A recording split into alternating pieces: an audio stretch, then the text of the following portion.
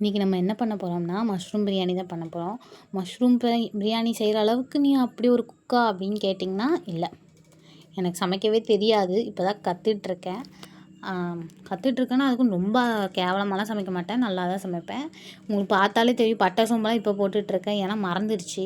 முக்கியமான இஞ்சி பூண்டு பேஸ்ட்டையே நான் லாஸ்ட்டாக தான் போட்டு தாளித்தேன். ஃபஸ்ட் டைம்ங்கிறனால பார்த்துக்கலாம். ஆனால் உண்மையிலே வந்து நம்ம பார்த்து பார்த்து செய்கிறத விட சும்மா கையில் கிடைக்கிறதெல்லாம் எடுத்து போட்டு பண்ணுறது வந்து உண்மையிலே நல்லாயிருக்கு.